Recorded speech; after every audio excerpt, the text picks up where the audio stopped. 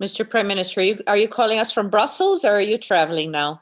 I'm at the coast. I'm at the Belgian coast.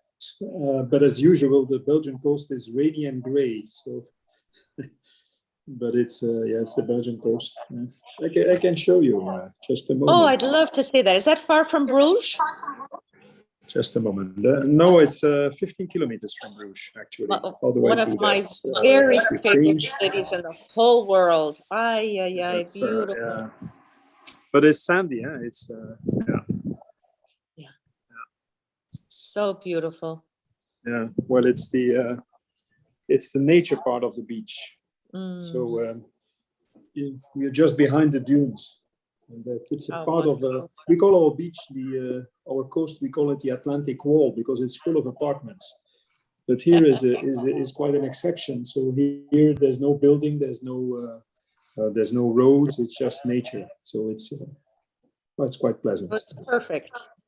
But so the weather is they switched off the heating apparently, and so once again it's raining. It's rainy, cold. Yeah, that's Belgium. When we visited Bruges a number of years ago, they told us that used to be the coast. Yeah, but that's right. Over several hundred years, the ocean moved away.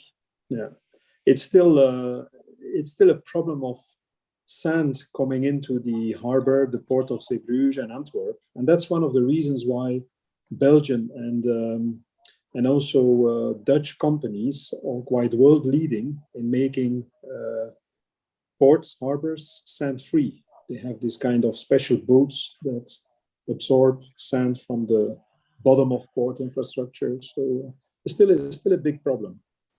So will that get worse with climate change? I don't think so. The issue with climate change is the rise of the water level. So they are now investing a lot in better defense. For instance, also here the dunes you see. Immediately behind it, you have the sea, and since 3-4 years, they invest a lot in bringing new volumes of sand to avoid that the dunes would be completely undermined by the sea that is quite aggressive here. Yeah, so that's the problem. Yeah, part of our country is laying -2, -3 meters from sea level, just as the Dutch. Yeah.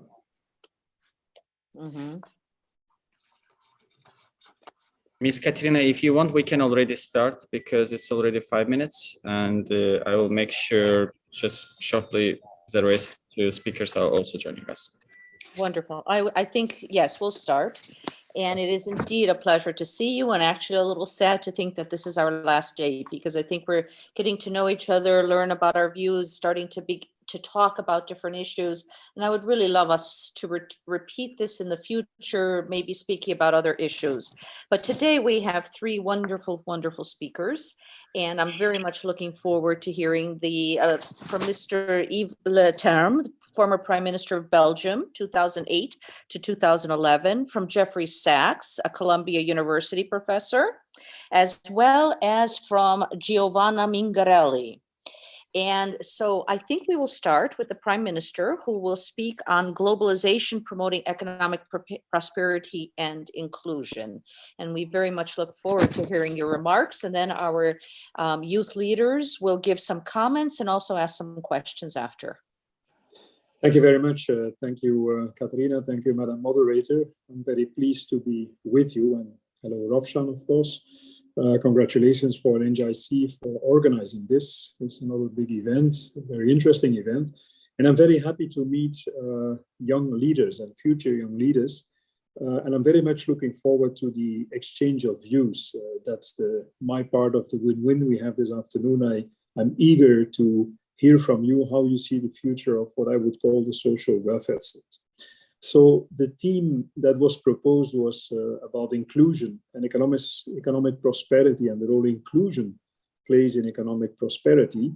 That makes me think of the period when I was more or less, if I look carefully at what I see on my screen, when I was more or less of your age, let's say second half of the 80s, economic policy and political debate within political parties in the western part of Europe was about the minimal state, was about reducing the size and the interventions of the state, trying to limit them to the essence and give more scope, more space to the free market.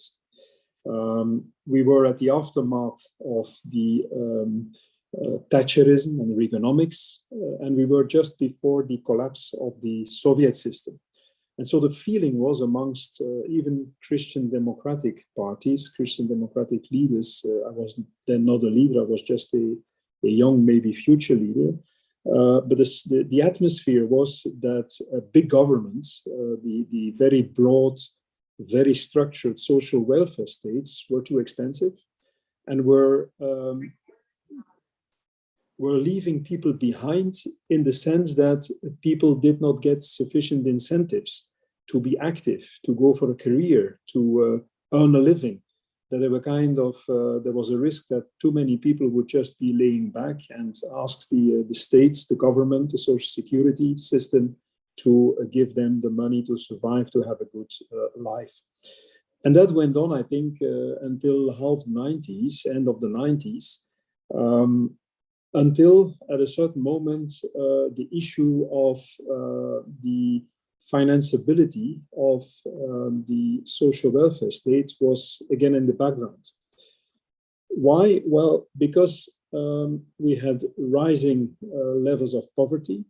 We had, beginning of the 90s, for the first time, very strong populist parties as a reaction to migration policies. And we saw that more specifically in cities in the western part of Europe, most in cities, we got, let's say, pockets of population, migration, people out of migration that were not having chances to fully participate and that were keen to vote for populist parties. And let's say the rhetoric about the need for inclusion came quite prominent to the front. I was again very much involved in discussions about inclusion when we discussed, of course, our electoral platforms with my party, and later when I was the DSG of the OECD, when the slogan of the OECD was changing to for better lives, and then it was go green and go inclusive in terms of the policy advice we delivered for all kinds of countries, nations, and organizations. I would like to say in these introductory remarks that I see inclusion in connection with economic prosperity as a kind of needed correction to the spontaneous functioning of the free market. I think that is still common sense, and there's still a big consensus that the free market mechanism, the invisible hand of Smith, is the best way to allocate resources under the condition that you find solutions for the externalities, the negative externalities, like, of course, the environmental damage, the use of natural resources that have their limits. And on the other hand, that you tackle the issue of leftovers within the population because of an asymmetric situation in terms of information and in terms of opportunities, where you see people that are left behind by the spontaneous functioning of the free market. But I think certainly in Western politics, it is still common sense that free market is the best way to organize added value and to allocate resources. But this correction, this need for a social correction has come back to the front and very much came back to the front, let's say, from half the 90s and beginning of this new millennium. So economic prosperity, inclusion as a solution for people that would be left behind for whatever reason, this is now, I think, part of the economic policy making where governments and organizations, economic international organizations, as the OECD, are very much working on. You know about the Washington Consensus. You know that this was since the Second World War the basis of the views of the IMF, of the World Bank. I think this is also still unchallenged as such, but with a big need for a correction.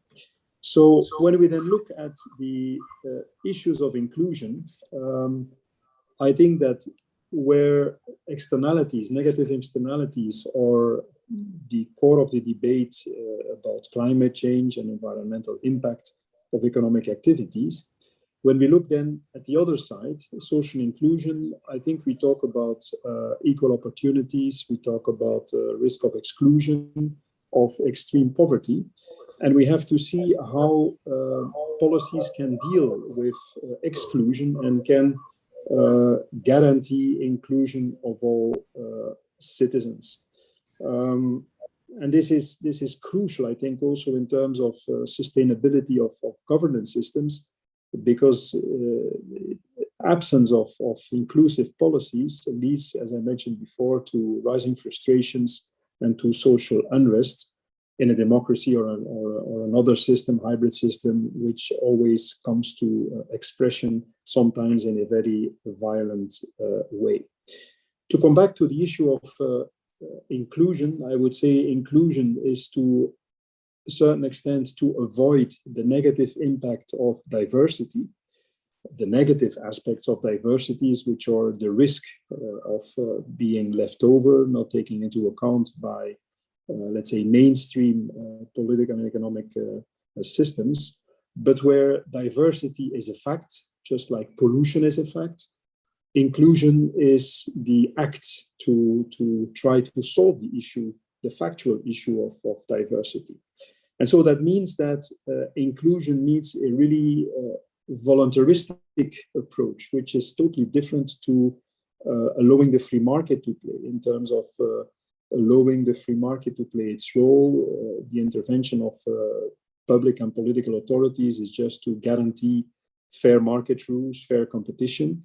Here, there's much more needed to tackle all kinds of risks of inclusion, because there are various reasons why people can be excluded, and the more complex our societies are, the more sources of exclusion you got, and so the more comprehensive policies should be that have the aim to tackle the issue of exclusion and to bring more inclusive policies. Because where at the start of my career it was more about poverty, about lack of opportunities, I think now with migration, for instance, you have in our welfare states more risks of exclusion based on migration background, on lack of knowledge of the language, lack of integration, of opportunities to integrate. But of course, you also have the gender issues, you have the lack of training, you have disabled people, you have socially disadvantaged people, and all kinds of reasons, ICT illiteracy, for instance, with the growing role played by information and communication technology. So the range of sources of diversity in a negative sense, not fitting within the schemes that are tackled by mainstream policy tools, these risks have multiplied. And so that means that in terms of finding good policy solutions, good policies to counter the challenge of exclusion, you have as public authority, I think, to engineer, to be innovative and to engineer new adapted ways to tackle issues of exclusion. Of course, we can find categories, the traditional categories. You have the regulatory tools you can use. For instance, you vote a law against racism, or you have an interdiction of discriminatory measures in the labor market, and so on and so on. You have, secondly, you have the financial incentives, the financial tools you can use to promote people, to stimulate people, positive discrimination sometimes, to give them a supplementary chance to access collective services or to access good levels of education, to integrate in housing policies and so on.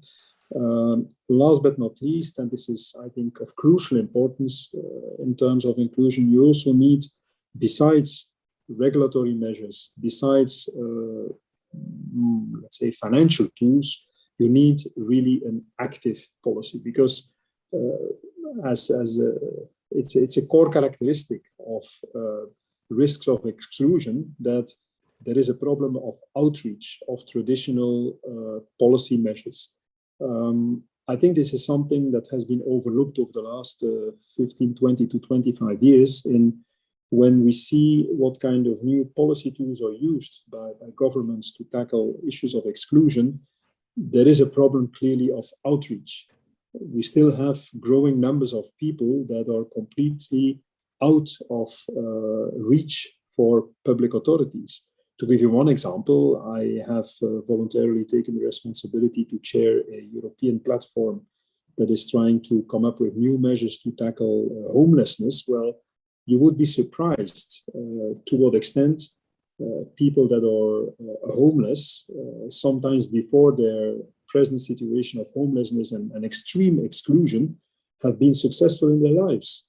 But at a certain moment in the complex chain of events and of activities they depend on, there is something missing, and suddenly they come in a situation that is not included in the normal tools that public authorities use in terms of social security allowances, in terms of healthcare measures, or to tackle poverties. And the fact that they are in a let's say, in a situation where the outreach of public authorities doesn't come with solutions, leads them very quickly to an extreme form of exclusion. And these are not small numbers. And the same goes for migrants, for people that are structurally long unemployed, for disabled people, for illiterate people, or people that have problems in connecting with the use of new ICT tools. So that means that you need a real range of very diverse tools to tackle this. Why to do that? And why is inclusion so important? Well, I think you could imagine two reasons. The number one is, well, it's to a certain extent one of the very important reasons why people engage themselves at a young age into politics is a reason of fairness. To say, well, it's just fair that all citizens, young and old, get sufficient chances, opportunities to gain, to earn a living, to have a decent job, to have a decent future. So that's the fairness argument. The other, I think, more important argument in relation to economic prosperity is that just in terms of efficiency of economic policies, but also political efficiency, you need to, it's good to, and it's needed to invest in sufficient inclusion. To give you some aspects, number one, modern societies in terms of competitiveness, as up to today, present times, they really need all their talents. They cannot allow themselves anymore to put aside talents. And so you need social mobility, you need good education so that all children can be educated, can seize opportunities. You need all the talents also in terms of innovative policies, in terms of your science and technology, your companies. Certainly in the Western countries, given the very stressed labor market situations, for instance, here where I live, unemployment is 3%, 3 to 4%, and there's a lack of good skilled workforce. Well, you need to go to the outskirts of your traditional outreach to mobilize the people to be included, to positively answer offers of training, of involvement in the labor market, just to mobilize all the economic forces you have. So it's a matter of competitiveness. Number two, in terms of a social cohesion, legitimacy of measures, support for exercise of public authority is, of course, stronger when all people are involved, when all people get a chance to participate, when all people have a say in defining policies and can take part, can participate in what's happening in the society. So it's a question also of competitiveness for economies, and it's not only an issue of fairness. It is also very clear that in terms of the good use of money, you will gain traction as an economy if you manage to have a quite fair distribution of wealth. If you get your Gini coefficient, Gini coefficient measuring inequality, when you get it, let's say between 20 and 30 points, basic points of Gini. So these are all reasons, these are all aspects of the fact that it's not only a question of fairness, it's really a question of economic performance and competitiveness to plead for inclusive policies. Let me maybe conclude with two aspects, two specific aspects. Number one is COVID-19 and inclusion.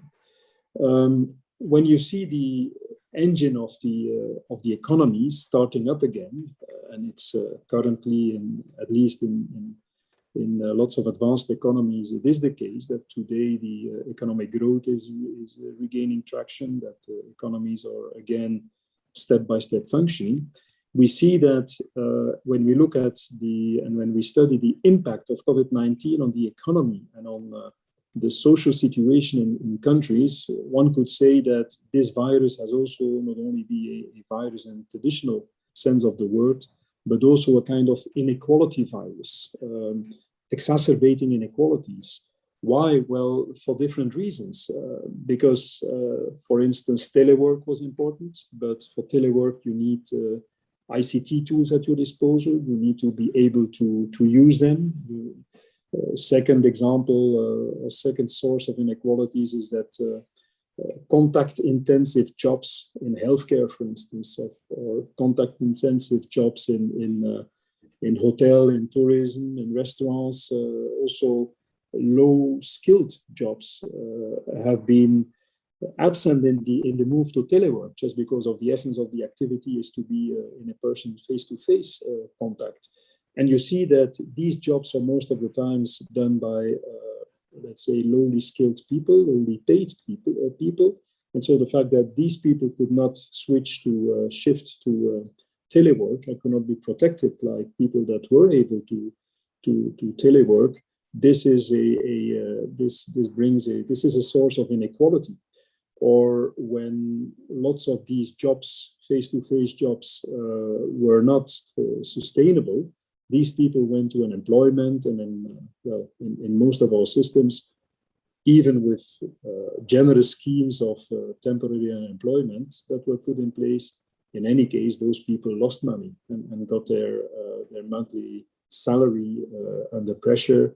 Women have been more hit, for instance, also than men during the COVID-19 crisis, because, for instance, when educational provisions, schools, but also kindergarten closed, well, based on culture and tradition, the burden to take care of children is unbalanced and is predominantly still on the shoulders of women, which brought them in an equal position. I think it is, and I won't elaborate on the very, very important inequalities between countries of the third world, with very limited access to vaccine and our Western countries. So this is important to realize that COVID-19, you need to kind of make a reset of your pro-inclusion, inclusive policies. You have to check whether they worked or not, and you have to see what kinds of impacts of COVID-19 have exacerbated inequalities and have led to new sources of exclusion for people, and you have to counter them. It's one of the lessons I think we should draw from the whole COVID-19 crisis. Last element, it's just anecdotically, I spoke at the beginning of my introductory remarks about the 80s, second half of the 80s, the collapse of the Soviet Union. It was also the time when China went again to a free market-oriented economic behavior and opened its economy. It is for me a paradox that inequalities in a communist China are much higher than in Western capitalistic systems. And it is certainly, for instance, a challenge for the Chinese leadership to try to come to a combination of economic prosperity, where they have very impressive results. I think it's historically impressive results, and they should be praised for that. But the big aim is now, the big objective should be that there is not only economic growth and progress and lots of people getting richer and richer, but that the wealth is more equally spread. And I think to come to the, let's say, what happened over the last weeks in China, I think the crackdown on some tech companies, and also some statements that President Xi Jinping has made about the need to more fairly spread the wealth in China.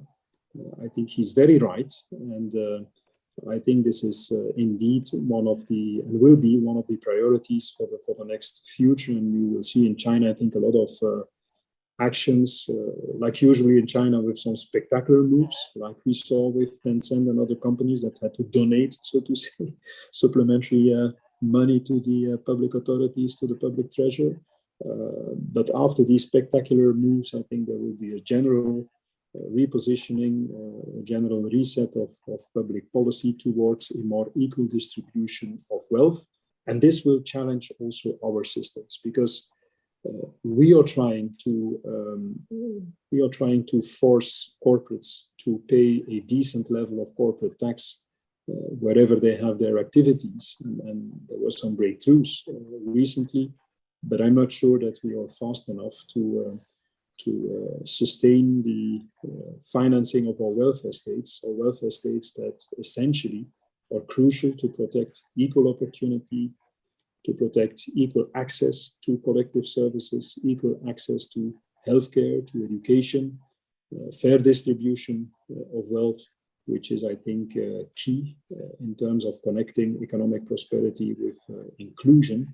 And if we want to sustain the good performance of our economies, we need this inclusion, but it will be at the price of some breakthroughs in multilateral negotiations for measures that bring more fairness into taxation, into financing of social security schemes and social policy. I leave it there, Madam Moderator, but with the aim to also have sufficient time for an exchange, because, as I said before, I'm very keen to listen to how you see the new generation, how you see things, and how you think that also in the 21st century we can have effective policies that strengthen inclusion and so make our economy more sustainable, not only environmentally, not only in terms of economic performance, but also in terms of social sustainability. Thank you very much. Thank you very much, Mr. Prime Minister. I found your remarks to be an excellent discussion of inclusion as a key to overcoming the externalities created by free markets, and some things that I personally have not thought about, even with my economics background, hadn't thought about some of that. And also your comments on China were fascinating.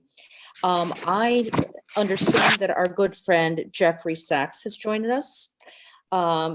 Jeffrey Sachs, in addition to being teaching at Columbia and all the amazing work he does around the world, is also a special advisor to the UN Secretary General on SDGs.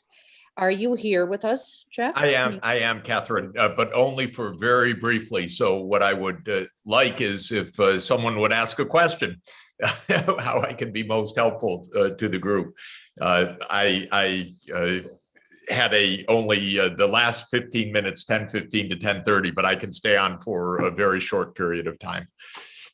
Well, is there a question from the audience? If not, no, from the youth, I think that was too quick. That I would say, just please tell us in 5 minutes what you consider, what, if you were seeing right now the head of the UN, what would you be telling him are the key issue to consider over the next day or two?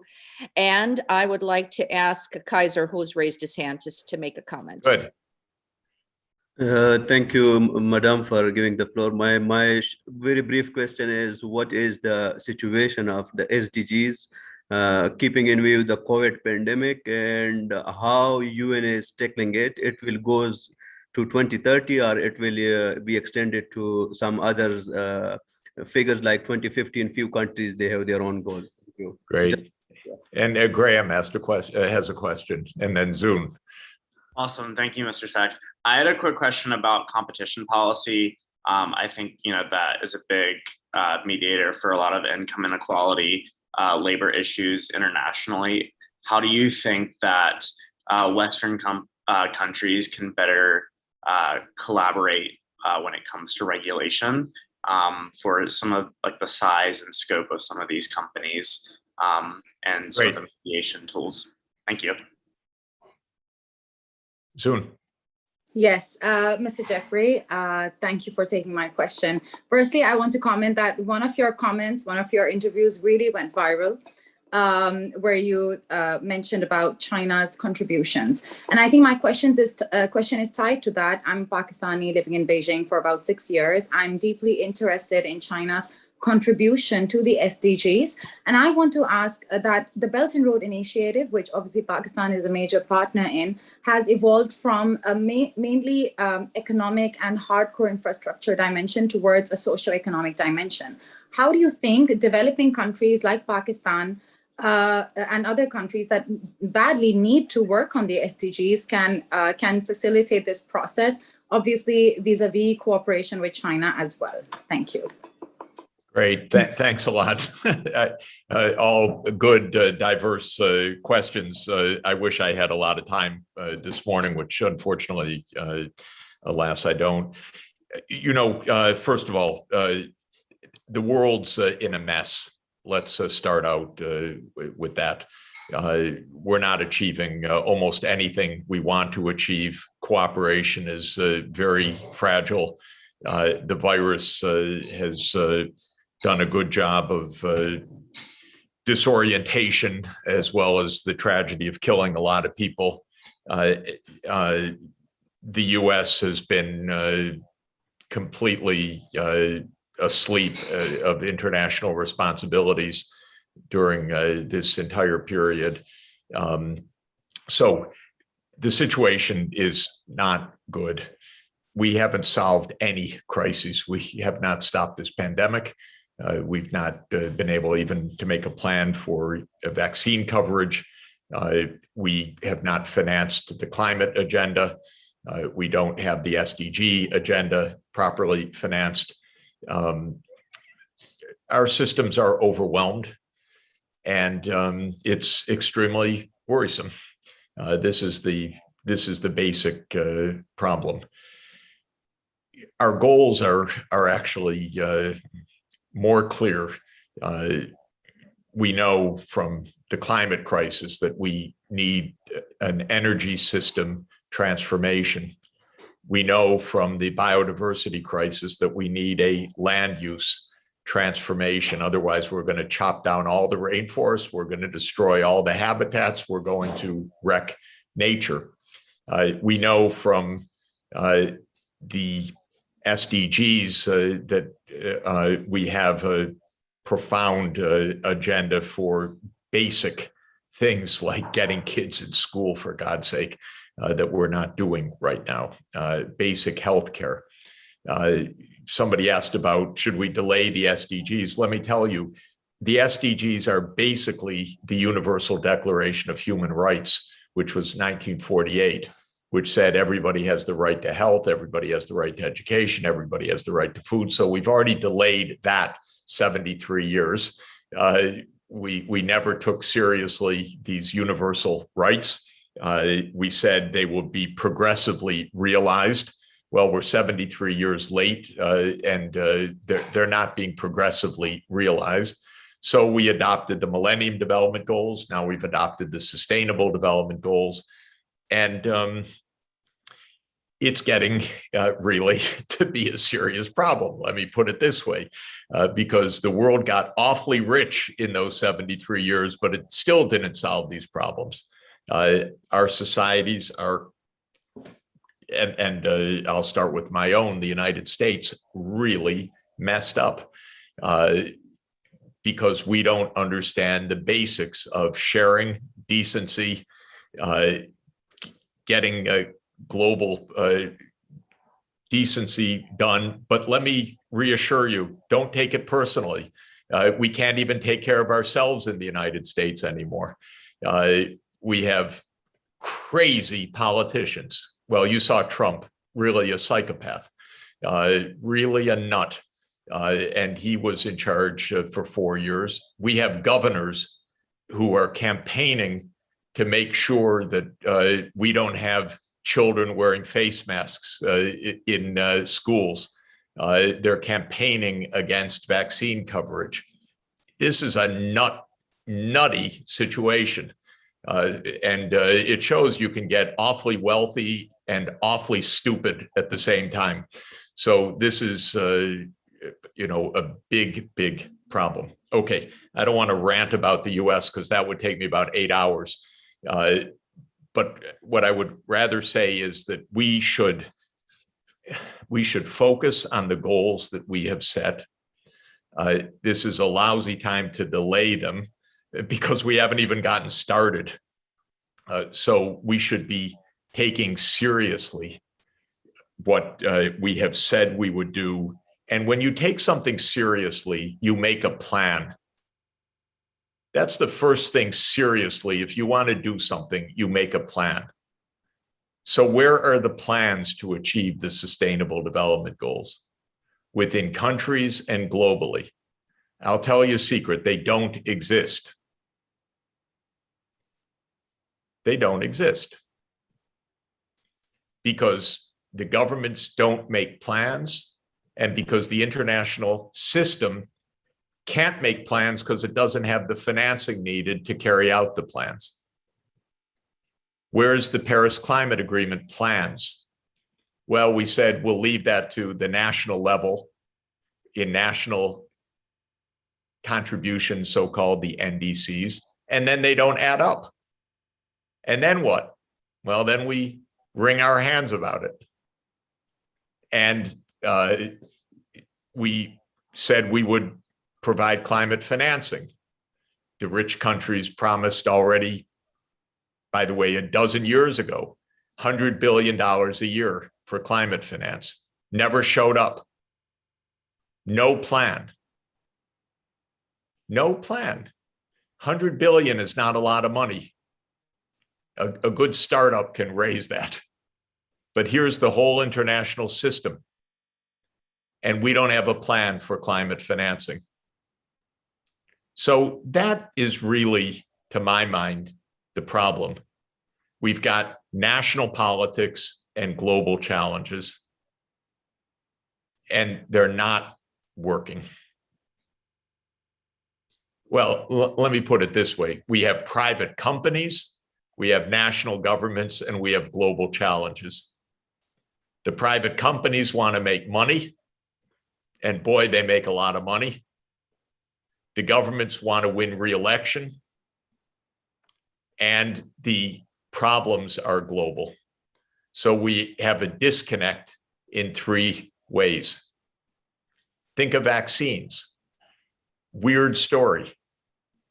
The US financed the development of mRNA vaccines, great thing. It was developed in the laboratories at University of Pennsylvania mainly. What happened? Okay, Pennsylvania got, UPenn got the patents.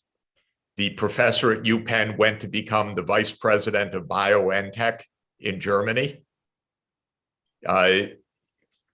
Then the German government said, oh, the private sector financed this, so we don't have to share the property rights.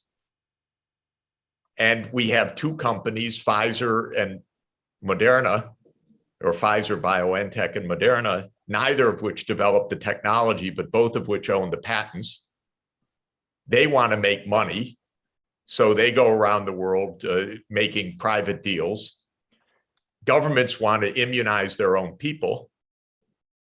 And the international system called COVAX has all sorts of nice goals, but no vaccine doses. And so Africa's vaccine coverage is 3% so far. So this is really, obviously strange. And the first thing I would say is to Moderna and Pfizer, you didn't invent this stuff. Actually, this is academic. The patent is still owned by the University of Pennsylvania.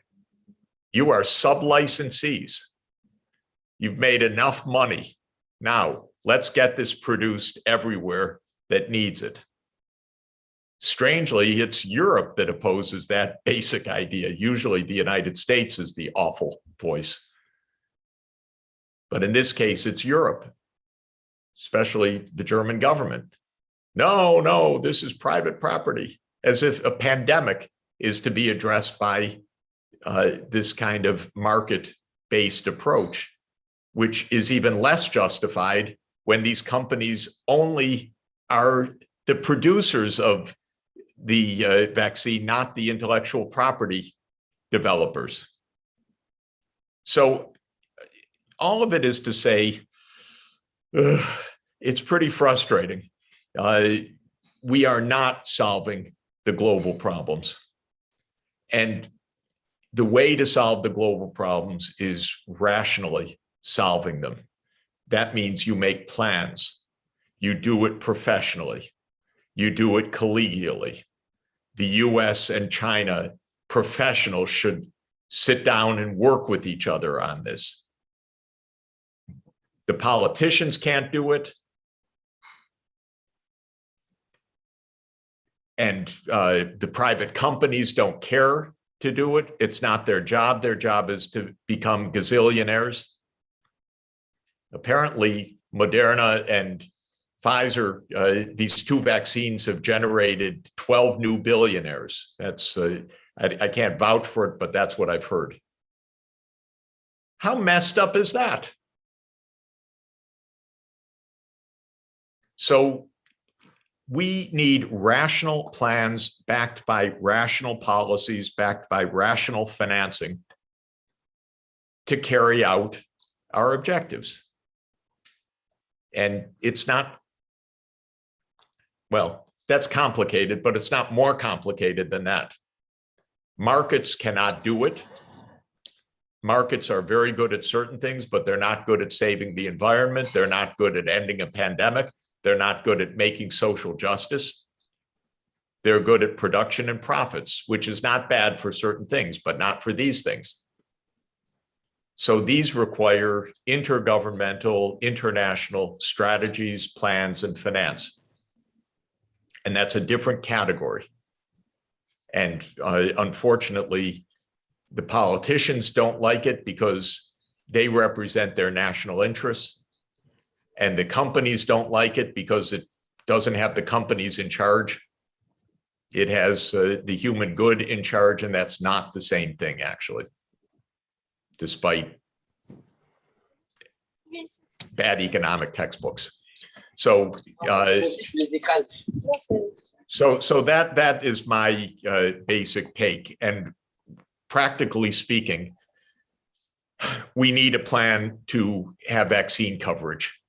I can't believe we are September 10, 2021, and we have no plan for that.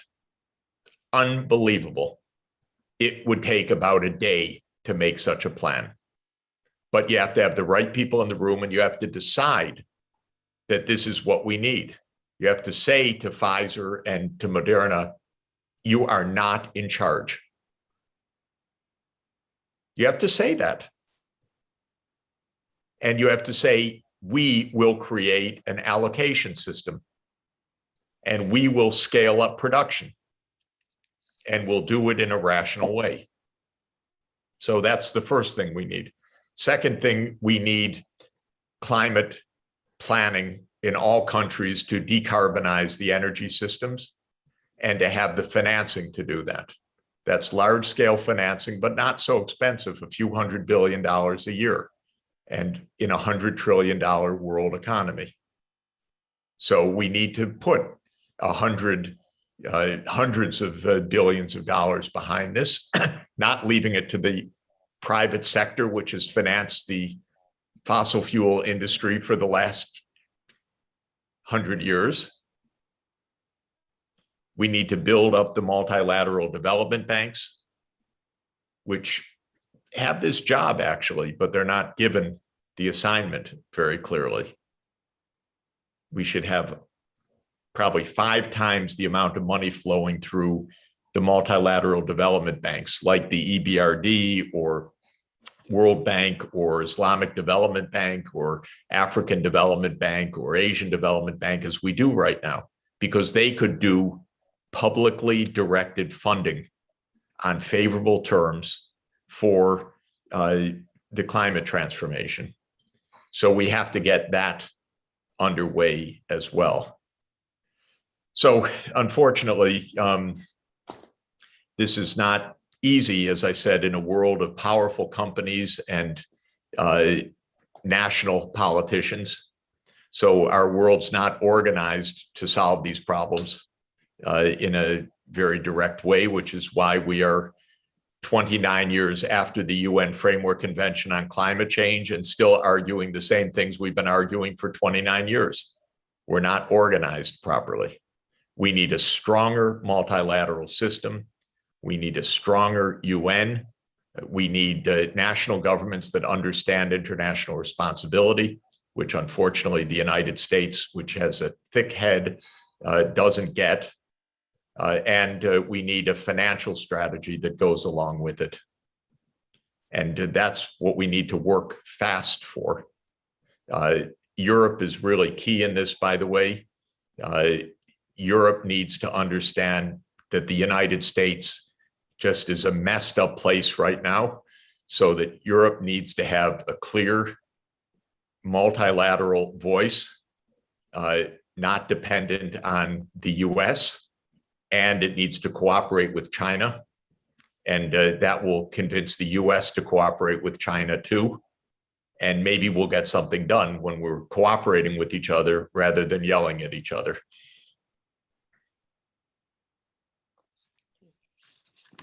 Thank you very much for your thoughts. Thank you for first agreeing to take questions ahead rather than post. And we know you're on your running, so thank you very much, Jeff. Somebody else had a question, but I know you're in a rush.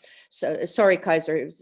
Mr. Sachs said that he had to leave. I'm about to give another talk, so I'm late for that. By the way, you wanted to ask about Afghanistan, so let me just say one word about Afghanistan, 1 minute.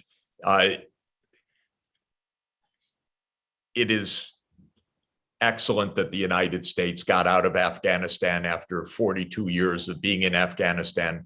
Remember, the United States did not enter Afghanistan in 2001. It entered Afghanistan in 1979 when the CIA went in to start funding the Mujahideen.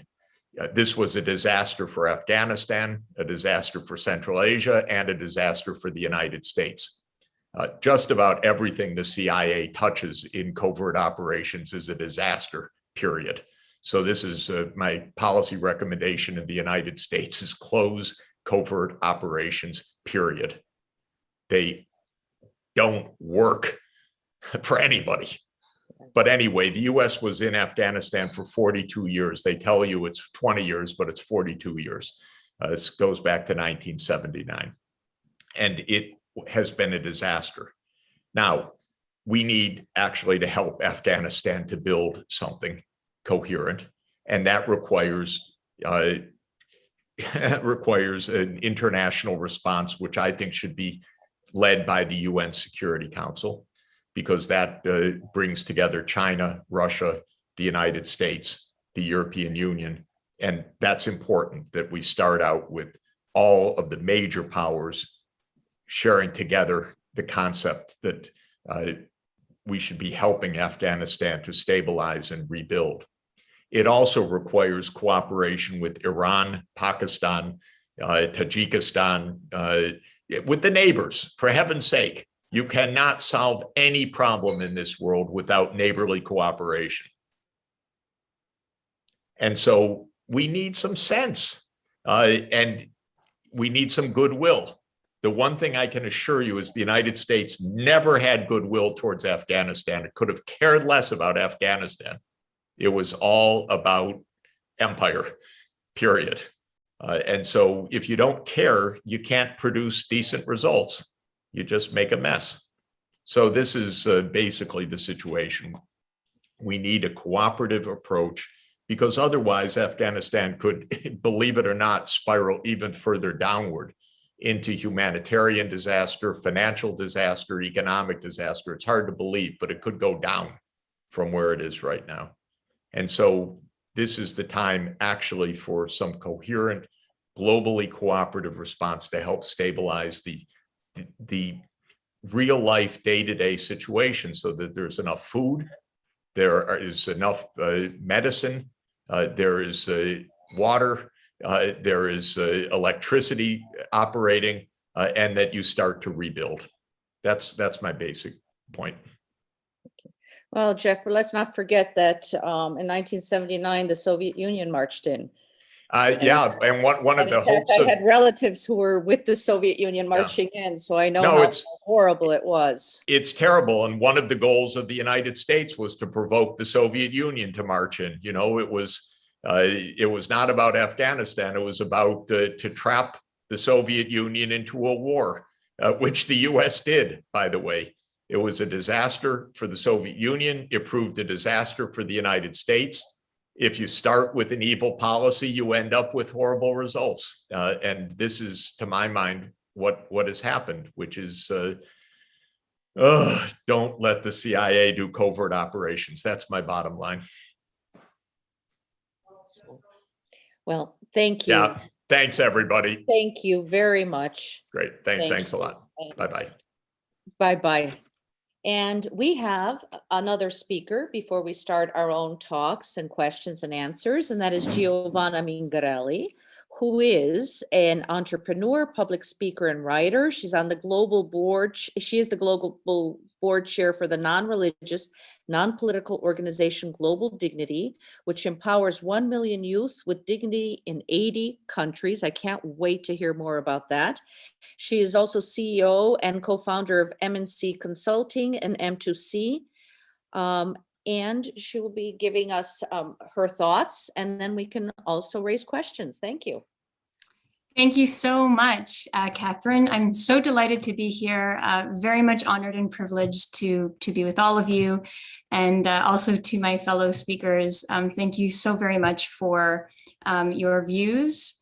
I am, again, delighted to be joining you from Ottawa, Canada, this morning, evening, or afternoon, wherever you are, as part of this closing ceremony. And I wanted to just take the opportunity to thank the organizers of the Nizami Ganjavi International Center for organizing this Young Leaders Forum. Before I get into my own remarks, I want to just summarize briefly what's been discussed this morning. So first, we know the world needs inclusive economic growth where no one is left behind, and ensuring social connection and diversity to enable that end. Thank you, Mr. Prime Minister, for sharing these views, amongst many others. This is juxtaposed on a world stage that is a mess. There's no other way of putting it bluntly, where our systems are overwhelmed, cooperation is fragile, and COVID has disoriented people. We need to focus on the SDG goals we have set and to not delay our plans, and we need goodwill and some common sense in having good neighborly relations. And thank you, Dr. Sachs, for that. So this week, we've explored topics ranging from the future of jobs and skills development to the role of young leaders in addressing reform.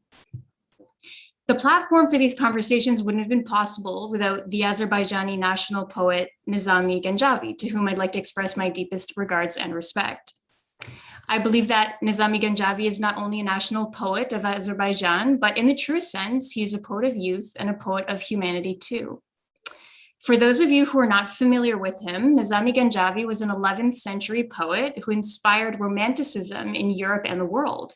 For example, the great pioneers of Romanticism in Europe, including John Keats, William Wordsworth, Mary Shelley, and Shakespeare, all received their inspiration from Nizami Ganjavi's philosophy. Today, in these closing remarks, I believe we can identify great wisdom from his Romanticism and philosophy, where we're inspired to make the world more beautiful. We're looking for economic growth, opportunity, excellence, and sustainability for everyone and for future generations. I mention Nizami Ganjavi's work as these ideals underpin the policies and practices that we need and must achieve with the Sustainable Development Goals today. My basic message, and the most important message that I believe I would like to share with all of you, and given also, Mr. Prime Minister, your remarks and those of Dr. Sachs, is that the world needs trust. We cannot have inclusive growth without trust between people, communities, countries, and regions. We cannot progress on sustainable development goals. We cannot advance gender equality. We cannot lead to more inclusive communities if we do not have trust. Trust is the basic social fabric that enables the conversations to happen in the boardrooms, in parliament, in democratic institutions around the world, that allows us to build the policies, the best practices, and to move forward and build the conditions and the environments for greater collaboration, greater cohesion, and greater social acceptance of activities such as the Sustainable Development Goals. Leadership, when rooted in Nizami Ganjabi's vision, would be based on qualities of love, care, responsibility, tolerance, and dignity. All of these qualities both enable and can result in more trusting relationships and outcomes to accomplish the urgent SDG goals that we are endeavoring to accomplish and that we're discussing today. And in the words of Dr. Sachs, if we cannot talk to each other sensibly, in brief, we can't get anything done. In closing, Nizami Ganjabi can support us in addressing global crises, which can, and I believe must, be sustainably resolved through trust, dignity, love, and mutual understanding. Thank you so much.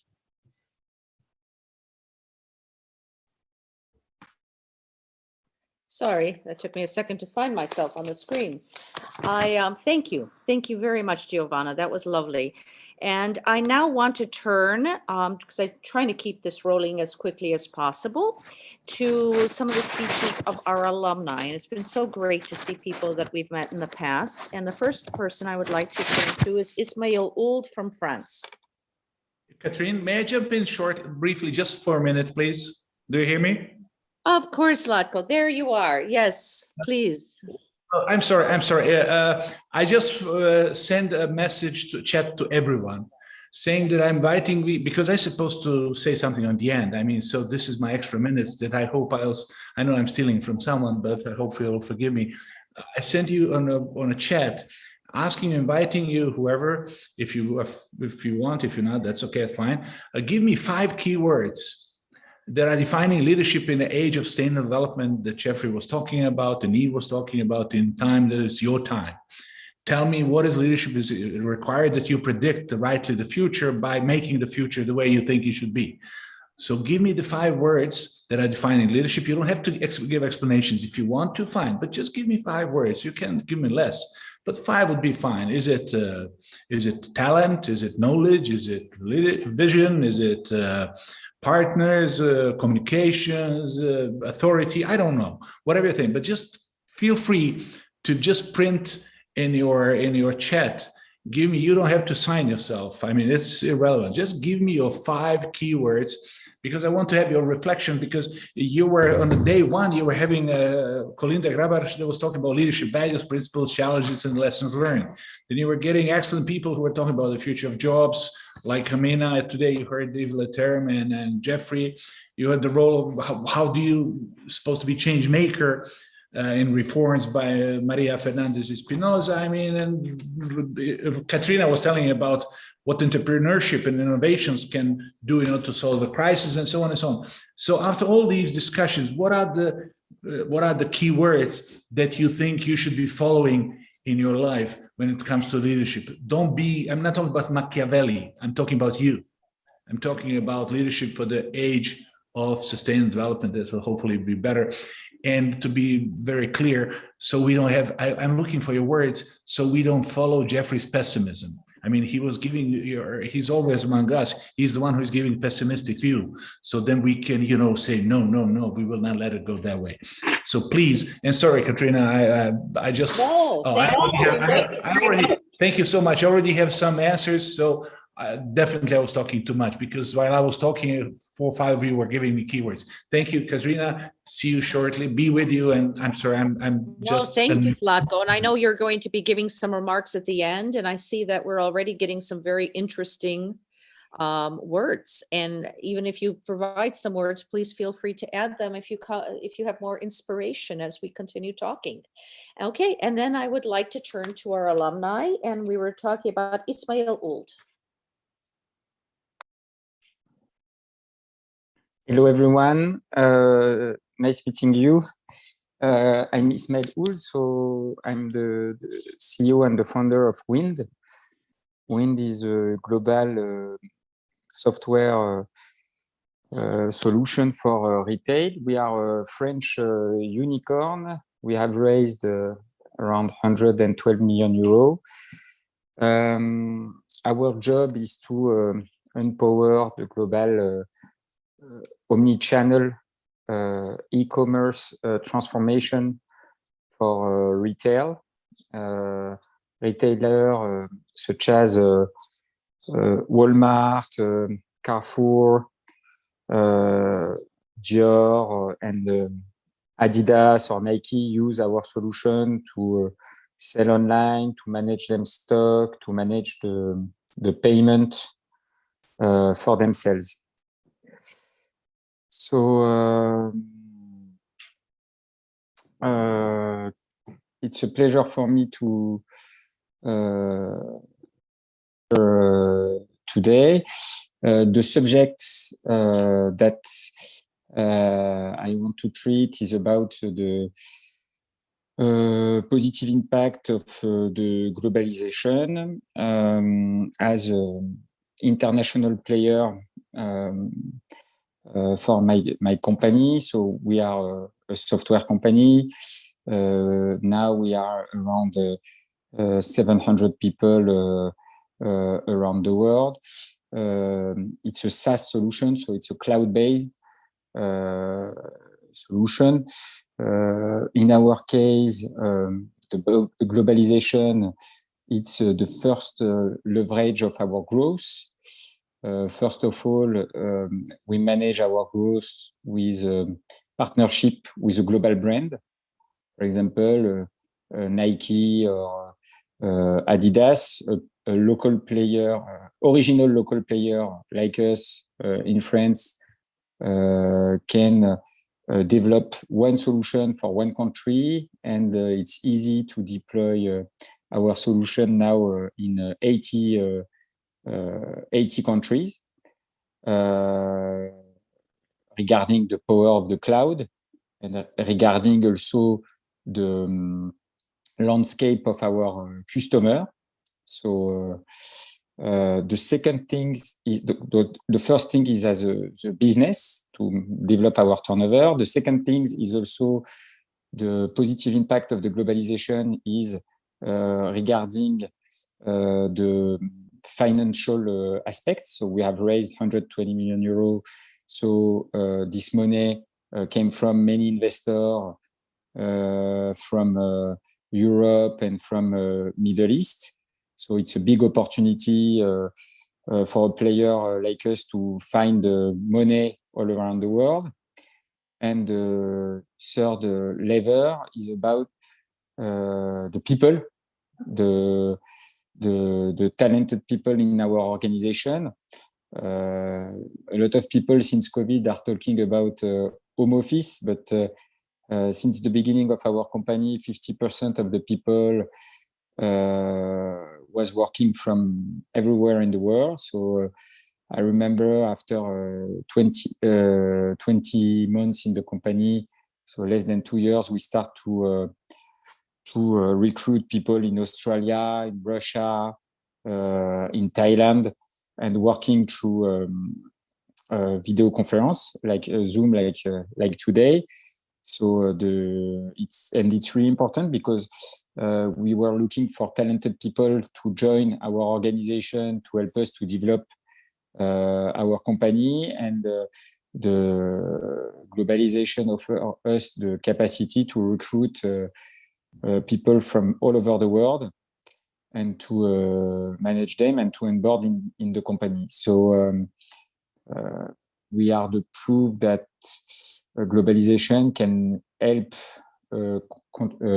local company to acquire international player, to get fast growth, and to onboard international also talented people really fast. So this was the subject that I have to manage today.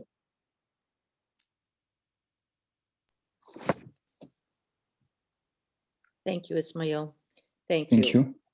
Very, very impressive how much you've been able to accomplish already. And now I'd like to call on Samira Gasimova from Azerbaijan. Hello, everyone.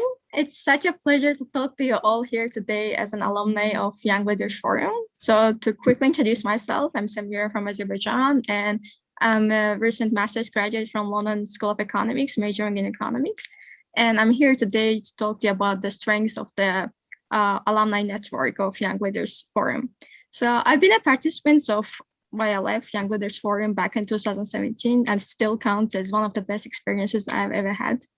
Back then, I just came from Italy from my exchange semester, and I was a bit of homesick about Italy, like trying to adjust back to my life in Baku.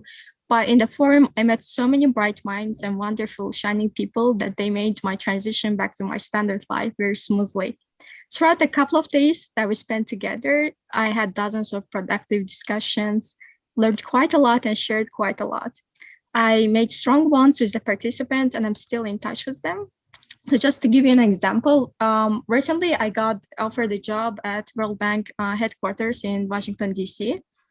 And I saw that it was a nice coincidence that I saw that another YLF alumni posted that he also got a job at World Bank headquarters. So long story short, it turned out that there are 5 alumni from the YLF living in DC.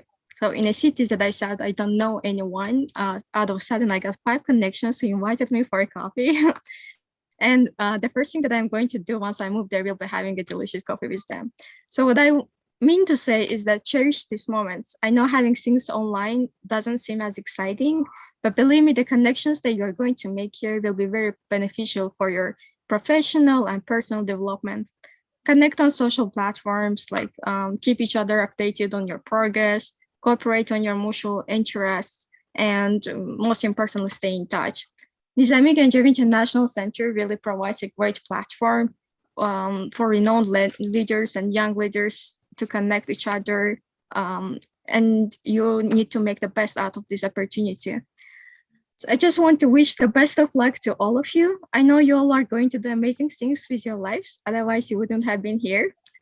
So best of luck to you, stay well, and feel free to reach me out as well whenever you want. Good luck. Thank you very much, Samira. Very good, very interesting. I have another list of speeches of young leaders, but I see that there are a lot of questions as well. And should we go forward and listen first to the young leaders that are supposed to speak? Or should we start talking about, have some questions? What do you think?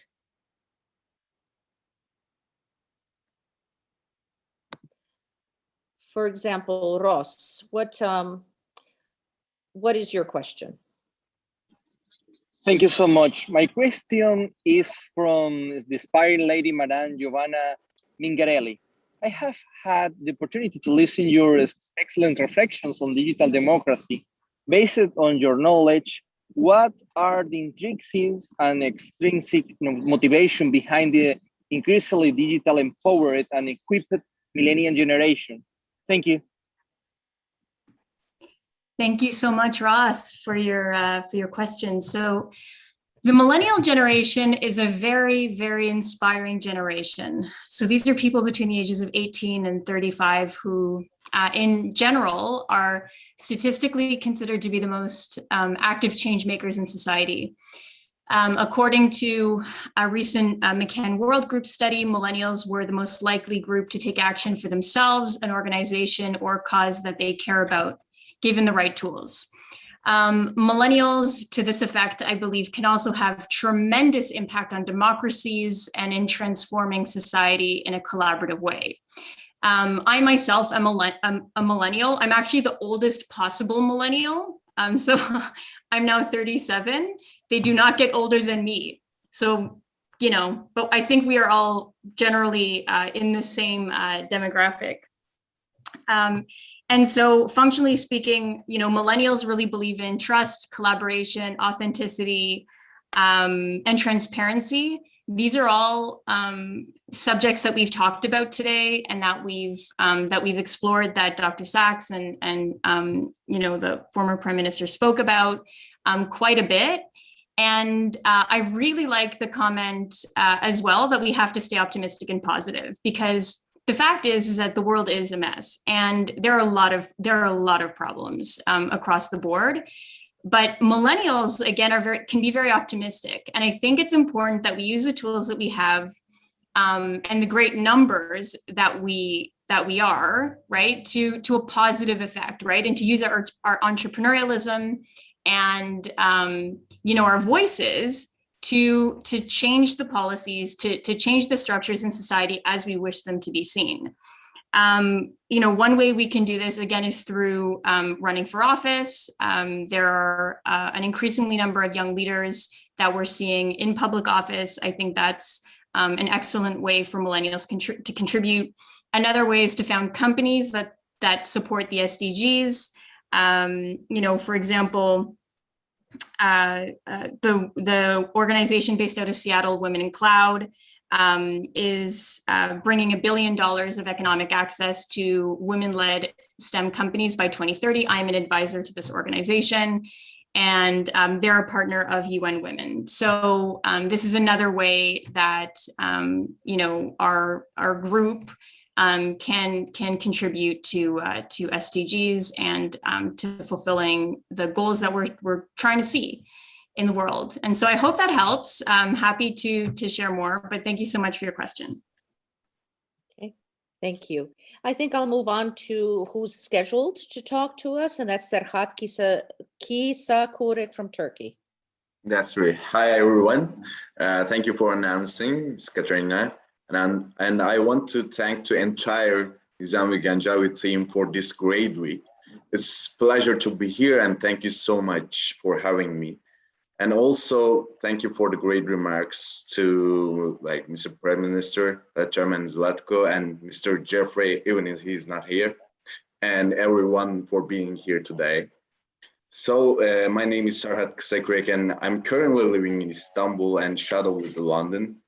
In myself, I'm corporate lawyer specialized in M&A market, and also the head of the diplomatic relations of Young Müsiyet, which is the biggest young business association in Turkey with more than 10,000 members.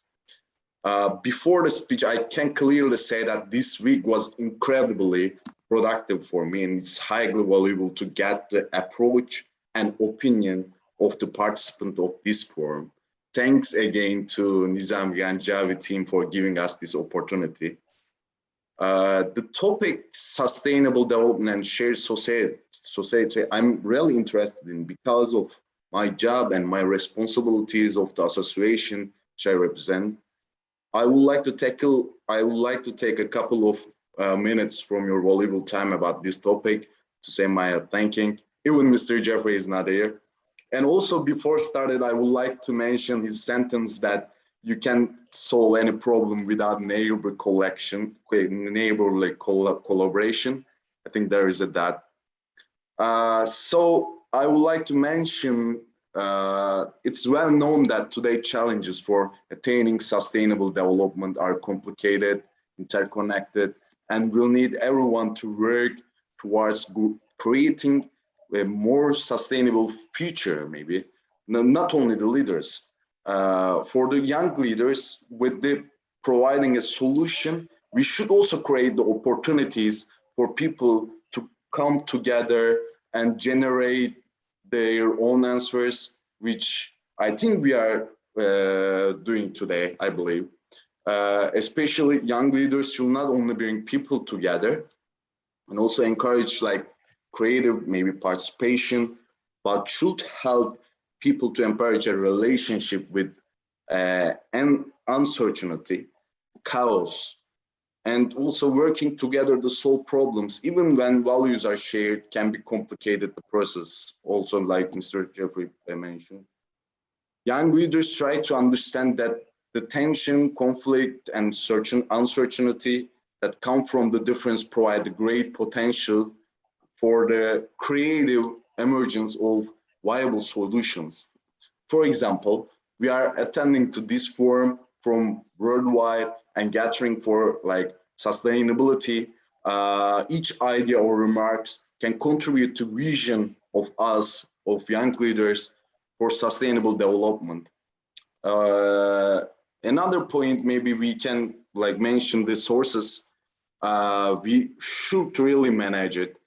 We should be like visionary and ethical, and focus on long-term goals without the compromising values and principle for the sustainability. In addition, we should be motivated by a vision to achieve sustainability, in my mind.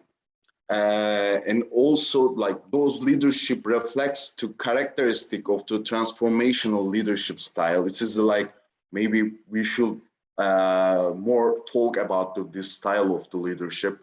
The effects of this kind of leadership coupled with the coordination and the participation that what we are doing now. And also the achievement of the sustainable development is observed as a like cyclical relationship. When the Mr. Zlatko asking a word, I just would like to say cyclical relationship, but it is the two words, therefore I couldn't write that. And finally, if I would like to come to conclusion, the sentence I really like that the strong leadership, like coherent implementation plan and engagement of all government departments and various stakeholders are necessary to ensure that the sustainable development score are achieved at the, I think, like global level, not a national level, with the international level. Maybe it will be better that we all question ourselves within the frame of those questions and the remarks that I would like to do and I will try to do. Thank you for your valuable team, and thank you like for hosting us. Again, thank you for the Nizam Jangavi. Thank you. I'll switch to a question from Uma Devi, and then we'll go on with our list. Thank you, Madam, for this. My question is to Madam Giovanna. Is she here? Are you hearing me? I am. I'm excited for your question. Great. So I myself are intrigued with the performing arts. The Caribbean culture, a lot of our music speak about lessons that can be learned in society with our songs that we put out there and our poems, etc. My question to you is why the performing art, music, and romanticism is missing in today's global development agenda, and how can we incorporate them? This is a very good question. Thank you so much for asking. Yes.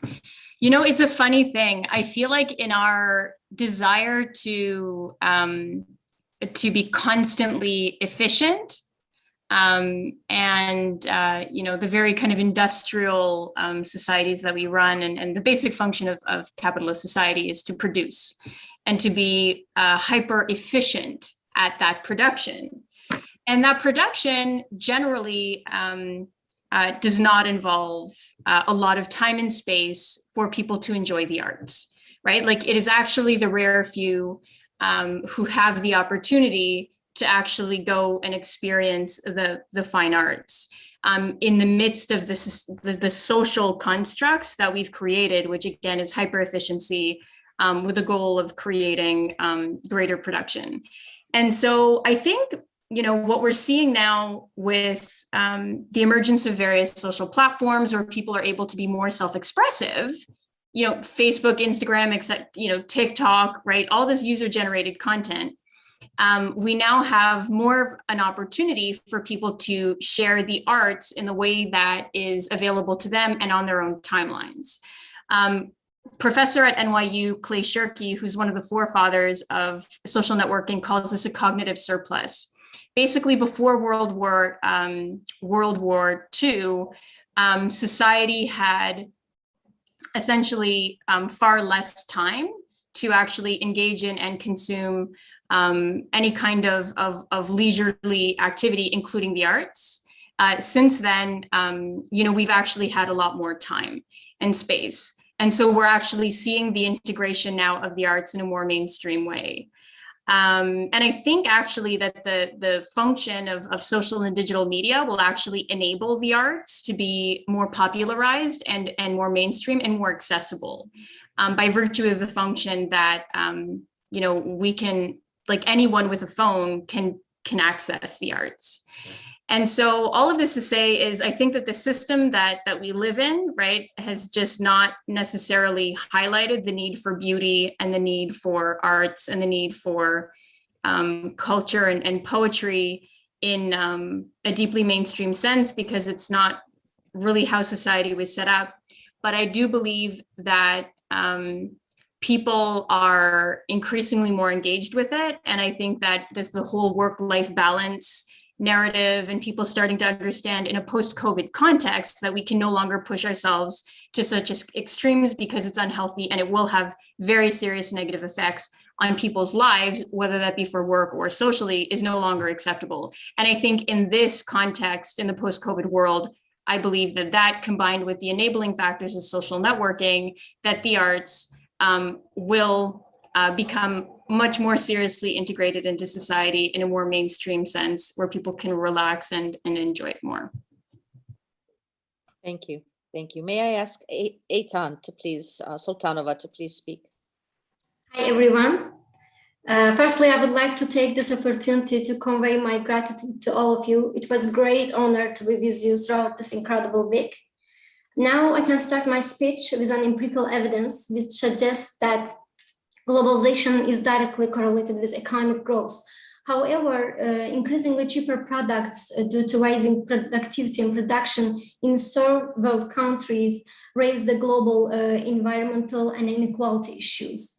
The free movement of goods, services, people, information and people across the borders is accompanied by the movement of emissions and environmental externalities which arise on a national level to become global or at least a nationwide problem. Therefore, we need to know to what extent our globalized world is inclusive and how can we make globalization more inclusive and environmentally sustainable. But I think, firstly, we should emphasize the political economy of inclusive growth. Growth is inclusive if it supports the high level of employment and rising wages. For developing countries, it means creating, acquiring competitiveness in new sectors and technologies, and policies to support the inclusive growth have to address the significant market failures such as externalities, information asymmetries, centralized market power, monopoly, oligopoly, or etc. In this regard, political settlement and social order in which the institutions and policies are embedded is an important input. So ambitious good governance strategies, reforms, and pragmatic developmental governance capabilities can help the implementation of this kind of policies. Second, and most important one, we should make green source of growth more inclusive. This statement stems from the rationale behind this statement stems from the existence of negative externalities in today's economy. So green growth strategies has been developed which pursues the economic growth combined with improvements in natural resource use, sustainable natural resource use. So with appropriate burden sharing rules and complementary policies such as imposing taxes, providing subsidies within the framework of fiscal policy, the low-income countries can gain, then we can make the green growth more inclusive. And the last one, the countries should support entrepreneurship. Taking an example of Israel's clusters of startup technologies and venture capital firms, which we call risk capital investment, they develop and introduce the innovation policy, which can be the role model for middle income economies. We can think such a collaborative process in an evolutionary, let's say, four-dimensional way. First thing, increase the number and composition of firms. Second, create the specialized structures such as incubators, innovation centers, science parks. Third one, expand the professional business firms, which offers the tailored services in tax, accounting, marketing, and product development. And the last one, venture capital firms, which I said before. And that's it. Actually, I would like to give more information about this topic because I came from the background of finance and accounting, but time is limited. Thank you for your attention. And thank you. Thank you very much. May I ask Aygun? Thank you very much. My name is Aygun Bayramova, and I'm working for Ministry of Economy, and I'm also a human rights educator. Firstly, I would like to extend my deepest gratitude to the Nizami Ganjab International Center for giving us the opportunity to share and address the challenges from our perspective. I would like to talk about sustainable development because I worked as a consultant in the United Nations Development Program on SDGs. About sustainable development, which is in the news every day as the world copes with climate change, biodiversity loss, conflict, and resource scarcity. And it is the pathway to the future we want for all. And it offers a framework to generate economic growth, achieve social justice, exercise environmental stewardship, and strengthen governance. We know the problems and we know the solution. It is the sustainable development. Reaching it requires action on all fronts, like governments, businesses, civil society, and people everywhere all have a role to play. And we deem ripe for transformation, where shifts in policy have the potential to change the nature of it within this decade. And we recognize that we must act together and engage the right people at the right time, because as the challenges we face are too large and complex to tackle alone. And regarding achievement of sustainable development, the key solution, I believe, is the political will and the strategic and unified coordination. And I also think that this leadership should also contain a collaborative approach, which there is a genuine exchange of needs, ideas, responsibilities, and control in the planning process, though that this ideal may be a challenge in practice. A collaborative approach is fundamental to the sustainable paradigm, and it is linked with promoting a sense of community, equity, and empowerment. If you can achieve social inclusion, which when different groups of the society are involved not only in the implementation process, but also in the decision-making process. In this case, I think they are more likely to be supportive of its development and implementation. And participation helps to build social capital in a community, which in turn strengthens the community. And the local participation is best suited to help reform personal day-to-day unsustainable behavior, because it represents the local part of thinking globally and acting locally. And further, public involvement in the planning process is advocated because planners cannot create sustainable communities without commitment from community residents to change the way they live on the land and their attitudes towards it. And the planning process provides a forum for realizing the ideals of participatory democracy as a means for democratic discourse. And I also would like especially highlight the importance of human rights and human rights education regarding the achievement of sustainable development. And as we all know that in 1986, member state of the United Nations proclaimed the Declaration on the Rights to Development. And the declaration stated that everyone is entitled to participate in, contribute to, and enjoy economic, social, cultural, and political development, in which all human rights and fundamental freedoms can be fully realized. And we live in dire need of the fulfillment of entitlement to a life of dignity, freedom, and equal opportunity. And widening poverty gaps, food shortages, climate change, global financial crisis, corruption, and misappropriation of public funds, armed conflicts, rising unemployment, and other pressing challenges represent a collective failure to realize the right to development. And that failure in turn affects the realization of a wide range of civil, political, economic, social, and also cultural rights as well. And to sum up, I believe that it is only possible to achieve sustainable development when we have a participatory and a holistic approach as well. And also all community members, when they feel the sense of ownership, when they take initiatives and they act accordingly. Thank you for your attention. Thank you, Aygun. And our final scheduled remarks come from Zun Ahmed Khan, please. Thank you so much, Madam Kateryna. I think before I thank NGIC for this excellent initiative, which I believe has been transformative for all of us here, I would like to appreciate your great moderation. You have hosted this, you've taken your time out, and you've constantly added value, further value to what every speaker, every commentator has been saying. So thank you for that. And for NGIC, especially Roshun, and I'll also mention Mehri because she's constantly coordinating with us. Thank you for this wonderful opportunity. I know I'm the last speaker with so many inspiring people in the same, I would say, room. It's a Zoom room. We feel so connected.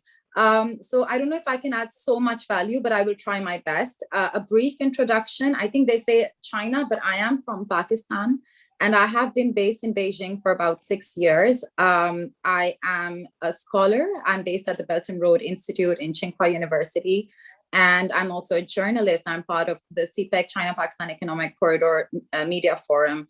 I comment on issues of relevance. My focus is mainly international relations. And I'm a very proud member of the Scholar Community, which is a youth organization, a platform that is dedicated to increasing connectivity, mutual understanding, empathy, and leadership values among youth in the SEO region. So you have Oline, also Victoria, and Alicia that are part of this organization. So I think what I mainly want to talk about is also inspired by what some of our speakers mentioned. We had today Mr. Sachs, because of Kesser's question, he talked about Afghanistan. And actually Afghanistan is a very important concern of our time. And I think this deeply connects with the Shanghai Cooperation Organization region as well, with my work and also the BRI, which I see as an initiative to solve problems. So I'll try to connect these, try to also contribute how youth can play a very proactive role. So Mr. Sachs mentioned that we have private companies, national politics, and global challenges. This is entirely true, which is why countries in the UN, which is an incredible platform to help countries, nation states, governments take action, we become so anonymous in such a big pool that maybe regional initiatives such as the SCO are very important. An example is that, for instance, Pakistan has been, in terms of human lives, been the second most affected by instability in Afghanistan. And we all want solutions for Afghanistan, but just the fact that we are geographically connected, and not in terms just that, yes, when Afghanistan perishes, so do we, all neighbors of Afghanistan perish in a way that is, that's horrific, really. But actually then we become the biggest stakeholders, and beyond that, our economic progress is also tied to stability in the region. So in that sense, I would like to mention how regional platforms, you have the European Union, you have ASEAN, and you also have the SCO, which represents It's 44% of the world's population, 1 billion of the world's youth, and counting, because soon 3 more countries will be part of the SCO family. So we will be a 21 country SCO family. So these countries have to play a very proactive role. The vision of the Shanghai Cooperation Organization, a key focus of mine, is that we want to tackle issues such as extremism, terrorism, and separatism, which are key issues. They, young people become victims because they lack opportunities at times. So we want to tackle these issues in a more holistic manner. We're all trying to find solutions, but just the fact that we are directly affected can make us more proactive. So I think in that sense, the Shanghai Cooperation Organization is playing a key role. Obviously, the fact that we're connected to the UN, we have key partners. The United States, obviously, is a very important country. China is also a very important country. We need to work together. And in that sense, for young leaders, I think really, I feel we need to step away from moralism. Maybe that's a derogatory term, but we need to step away from having very clear and specific ideas about what kind of governance models we want, what kind of ideas we want, but instead really think about what is the reality and how progressively we can work towards something better. And I think in that sense, like Mr. Sachs said, I often go to comment on this issue. I think we, the region, and the world really, but specifically we, the region, need to find solutions. So supporting the people of Afghanistan has to be at the heart of it. And young people, here the Scholar platform is incredibly important for me, because we at Scholar, we have tried to build communities where people, young people from countries that should actually understand each other didn't, but when they share projects, when they work on things together, when they think about opportunities that actually are deeply integrated, the way forward that will be better when we work together, they change their perceptions. So nurturing young people towards more empathy, towards understanding, and more importantly, towards problem solving is a key. I know these are flowery words, but a project-based growth and learning can be very vital in this sense. And I think, yes, sure, let's aspire to be leaders and have a vision and move towards progress, but let's firstly, most importantly, be learners. Being a good learner, a good listener is very vital. I think this is something I, for instance, I think, I don't know what I will think, how I will think 10 years from now, 5 years from now, because I feel I have evolved so much in recent years. So let's be open to evolving. I'll be very, very short. So last point, positive multilateralism and problem solving, I think, are keys. I think young people in my country suffer a lot because we just didn't have basic opportunities. We still don't. So let's just think about what are the problems in our societies that we need to solve. SDG is deeply connected. But as long as we keep thinking about ideals and stop thinking of the reality that we are sinking in day by day, we can't move forward. So I truly appreciate NGIC's platform, because here I've been able to listen to so many ideas, some that I would think maybe I'm not exactly on the same page, but this is the most important thing: conversation, understanding, mutual respect, engaging. So I hope we have the opportunity to be there in really a room in person and be able to meet face to face. And I hope that this entire opportunity, like it has for me, continues to inspire us to just play whatever part we can. Let's try, let's give it a shot, day by day, a moment by moment. Let's try to be better. Thank you. Wonderful. I look forward to learning more about your scholar community. I think that's fascinating.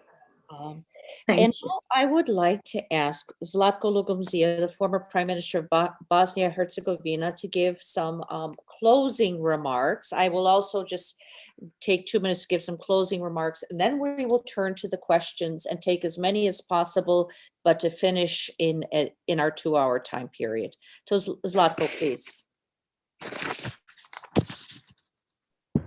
Well, Kateryna, I didn't quite understand how we're going to have my closing remarks in the Q&A and whatever, but whatever, I'm sure that I'm not giving closing remarks. You definitely, Kateryna, are going to give closing remarks, and I already don't know how you're going to do it, because I mean, so in these few days, I just participated in a few of our sessions, your sessions, and I really don't know how I would do it, because there's so many great speakers who were, you know, from Jeffrey to Yves, of course, and Giovanna, and I had the privilege to be present when we had discussion with Smile Vaira, and other people in here as well. So, but especially, I mean, the questions that and comments that I heard from our friends, participants, young leaders or leaders, just call it leaders. I mean, because that's what this is about.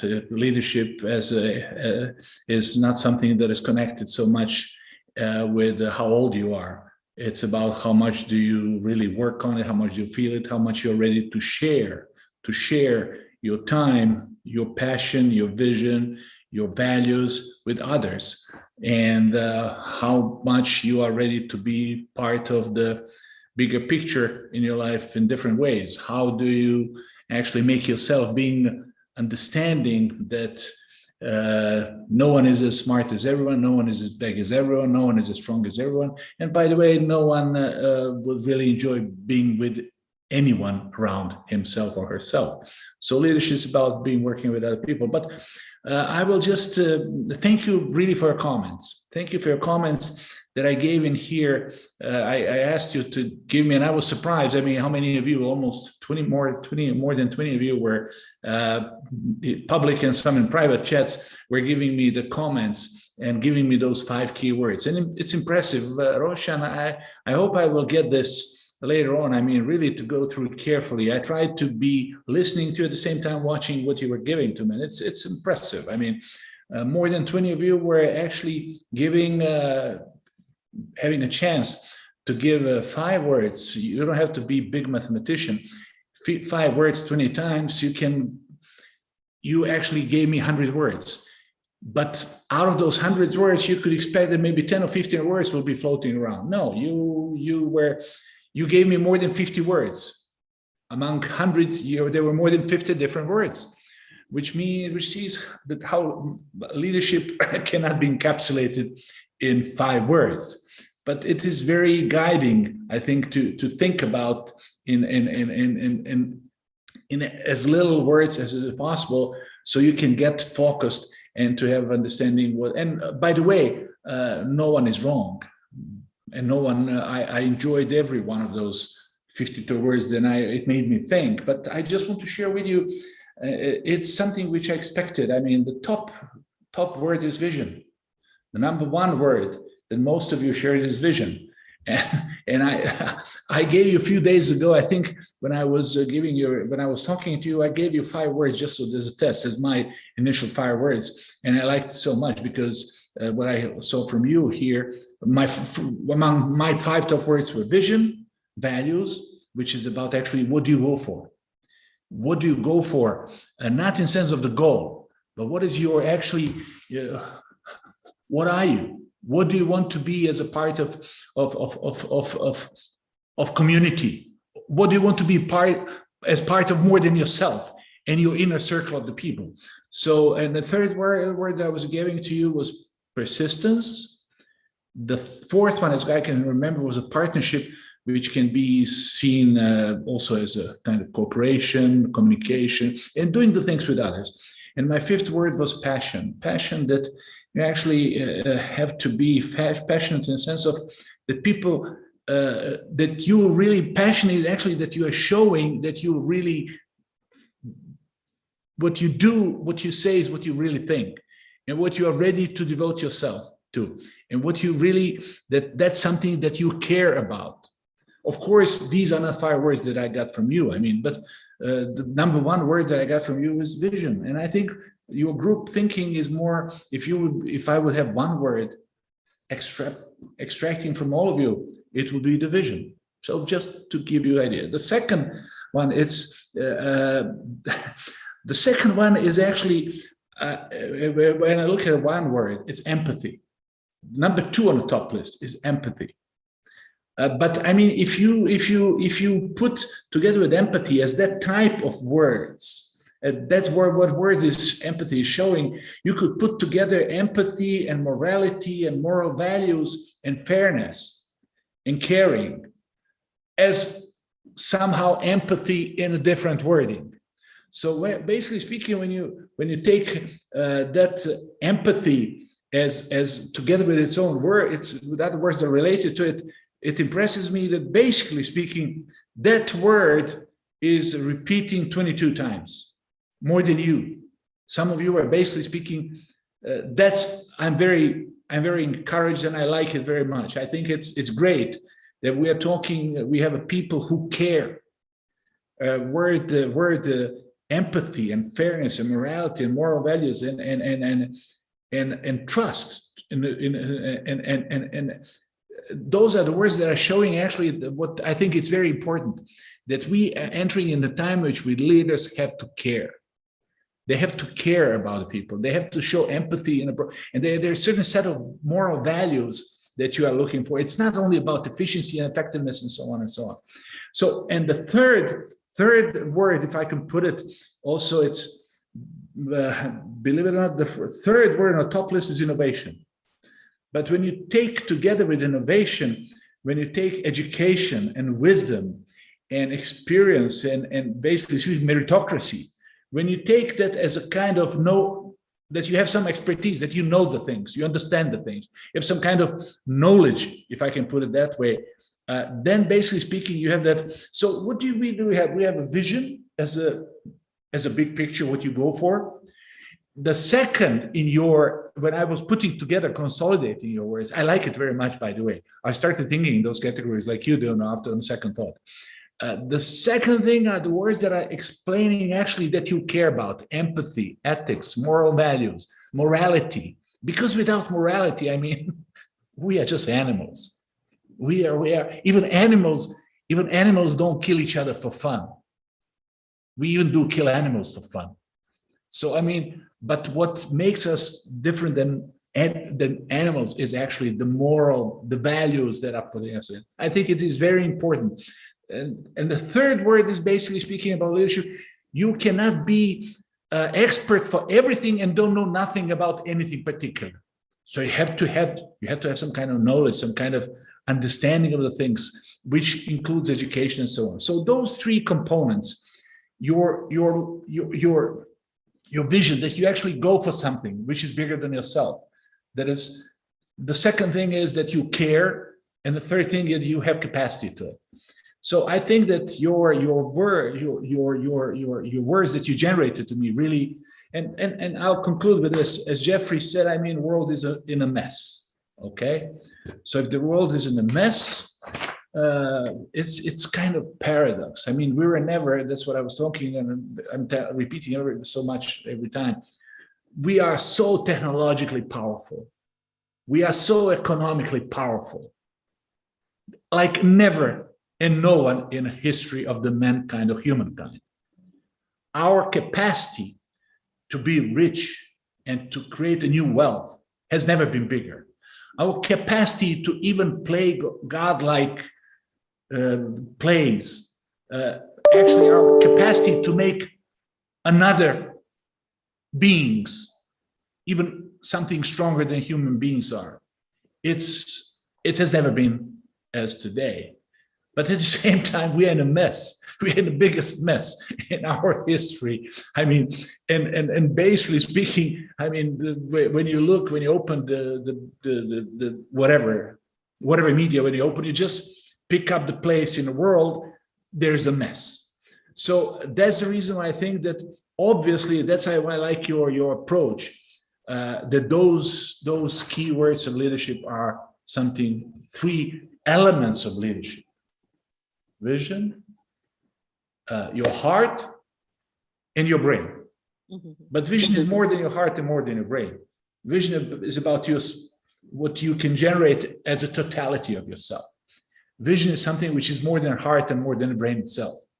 So I think that these three things and I'm very glad that I heard you thinking in these categories. And to conclude with it, world is in a mess. But as I said in a different words 3 days ago, we should not complain, and we should not complain so much about it. The most important thing is that we are aware about it. We are very aware of it, and like a ship that is on a very, very windy, stormy ocean, like a ship that is on such a stormy ocean, We should not be complaining about wind that is not going in the direction that we like it. We should not be waiting for the wind to stop or to change the course. We should just try to set the sails in the right direction and in a proper way, so that ship goes through those turbulent waters, not by waiting the sky to clear, but actually to get to the promised land, where we started with our ship in that stormy water. So that's what I learned from you today, from your 52 different words that you produced when I was asking you 5 key ones. No one has, and it is very important also to realize and to understand that we are living in a time that is in a mess, the biggest mess so far, but like every storm, sooner or later, it will calm down and we will see the promised land much, much better than it looks with this stormy weather today. And it's a journey. It's a journey that you're going to actually make on behalf of us, even when we're not going to be around. So good luck, and thank you for giving me your thoughts about this. And Kateryna, really, I do thank you so much. You're doing an extraordinary job. And the word that out of those 5 words, one word I didn't see today among those 52, it's my favorite word, passion. Passion, you have to be passionate about it. And that's what leadership is about, being passionate. And Kateryna, your passion of being working and investing so much in our future by talking and interacting with this such a divine group of people, it's really impressive. I want to thank you so much for this. Of course, Rovshan, I don't see you on screen, but oh, now I do see you on screen. Great.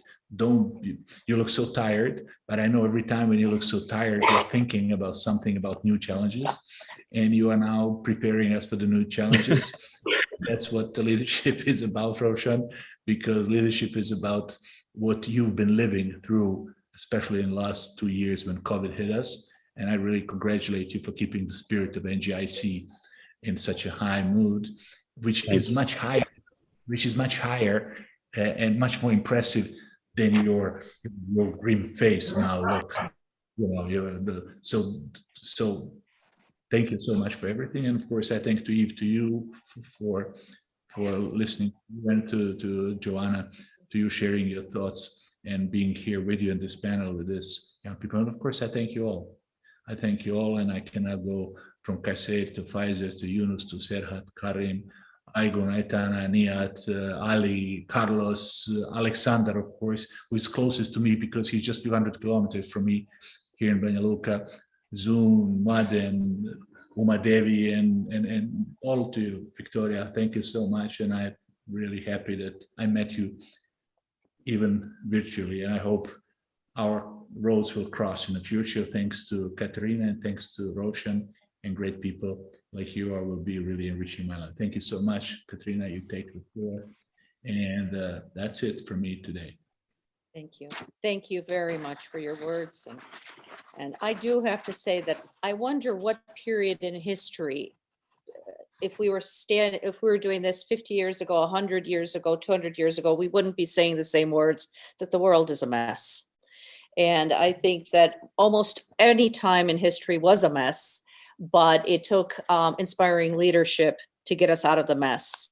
And somehow we've survived. In some ways, the world has gotten to be a much better place, and we've resolved many of the problems, but then new problems have arisen.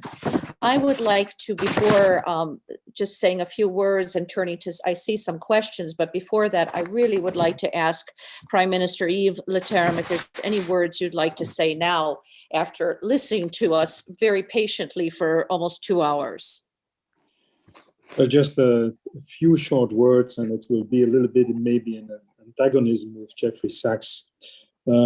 I think certainly at a stage of 27, 28, or Giovanna told us it's until 35. I think you also need the belief that at the end of the day, it's people that make a difference.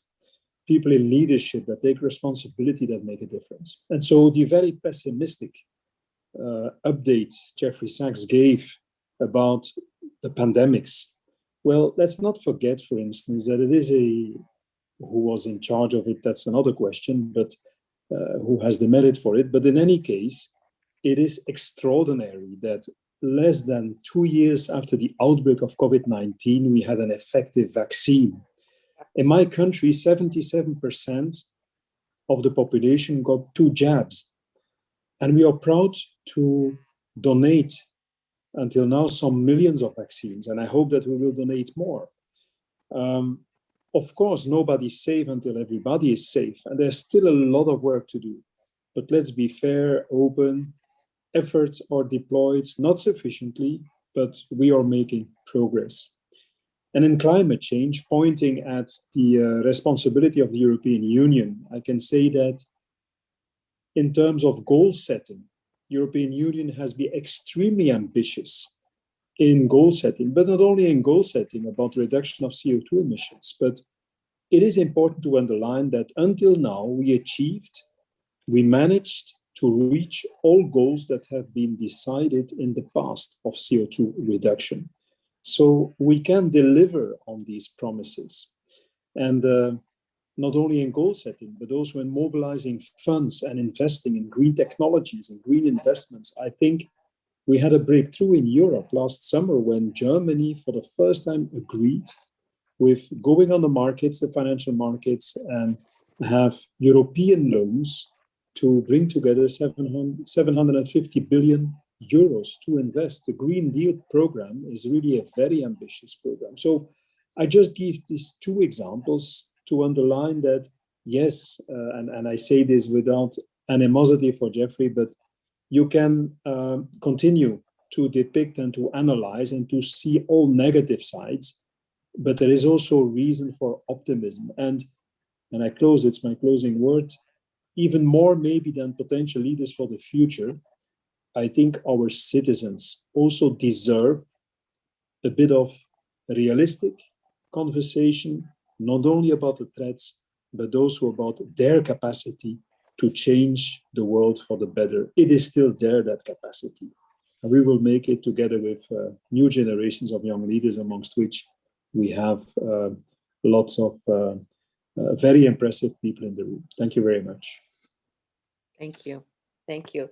You know, if in my words, I thought a lot about Zlatko's question. I also mentioned vision, innovation, ethics, determination, but I agree. And my 5th word would be optimism, because none of that vision, innovation is possible without optimism. So thank you for those words, because I want our people to stay optimistic and not just look at the glass half empty, but look at the glass half full. And I'm going to say a few minutes. I see everybody raising their hand. I see you, don't worry. We really are at our limits. I'm going to just make 1 minute of my remarks, and then I will turn to you, and then who else can stay? Wonderful. And if you can't stay, I understand, because we've reached our limit.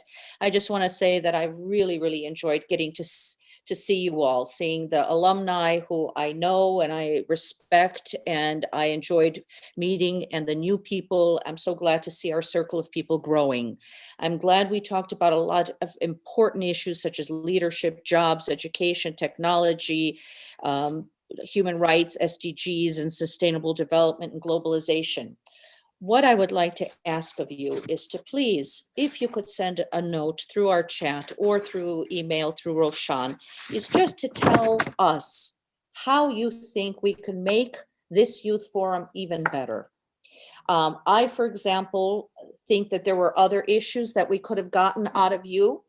For example, each of you represents certain regions, and you have an experience that no one else has in those countries and in those regions. And I would very much like to hear in the future a little bit of your remarks. What is going on in your country and what you think needs to be done differently? There were other issues that we did not talk about, such as security, economic growth, and I think those should also be tied to your regions, but as well as globalization. Another thing I noticed that when we did our global forums together, my favorite part was not always just when everybody spoke. but it was when we had a chance for dialogue and discussion around a dinner table or a lunch table. For example, when we had lunch with the former Prime Minister of Latvia, and somebody asked him, what was the most difficult decision you ever had to make? And he talked about it. And those are the kinds of things that I would like you as our youth leaders to ask of our older leaders, because sometimes their experiences have been invaluable, fascinating. And I think that is one of the true, you could say, values of our organization, is really the dialogue and the communication between generations. So that is all I would like to say. For everyone who could still spend a few more minutes, I would like to call on our 4 questioners. If you have to leave, I understand. So please, we'll start with the very first, which is Kaiser, please. Thank you, Madam. Firstly, I would, since this is the last session, so I would say very gratitude and awards of thanks to Nizami Ganjlik International Center, Roshan, the organizers, Miss Mary, who did a very wonderful job, and without any problems, we got connected to each other and bringing these minds and speakers together on this platform. So secondly, my question is from Prime Minister Yves. Dear Mr. Prime Minister, we in Pakistan have an international parliamentarian Congress headquarters. Through this platform, we can activate global legislature to meet the challenges of 21st century leadership. So what do you suggest to the global youth parliamentarians in resolving today's crisis about the world? Thank you. And Madam Kateryna, if you allow me, I have a question for you as well. Yes, but I am just looking, is the Prime Minister still here? I'm afraid he might have had to leave. So if you could just write your question, please, as well, and we will make sure that it's conveyed So to him. I do ask a question from you. It's regarding how can we break the glass ceiling effect? Even I noticed in the United Nations system, who is one of the biggest educator of human rights, women empowerment, and of course, gender equality. With this, a supplement question to Giovanna as well, since the Prime Minister couldn't respond. Well, I would like to say that in my lifetime, I have seen tremendous change. And that is I have to say, a short period of time, we have seen a tremendous change in the role of women in the world. I think it comes through education first and foremost, education in schools, but also education at home. And it's very important, the role of the mother and what she teaches her daughters and her sons about women and their possibilities. So, and then obviously there are many government policies and international policies that need to be done. But I'd like to finish by saying that there's also everything that also can be done at an individual level. I remember when there was this activism that if you saw a panel and it was only men, you were supposed to take a picture of it and send it in and embarrass the organization for not including more women. So I think that there's a lot of ways that each of us can become involved, whether it's through teaching our daughters and our sons, to bringing attention to this issue, to becoming great teachers. But it's just a steady path. But the optimistic point is that it is getting better. Yeah, thank you. And if my question is taken by the Prime Minister of Bosnia regarding what do you suggest to the global youth parliamentarians in resolving today's crisis around the world? And I really appreciate his words. You cannot be an expert of anything, but can't know nothing about anything. So it's one of the biggest message from today's session to me as well.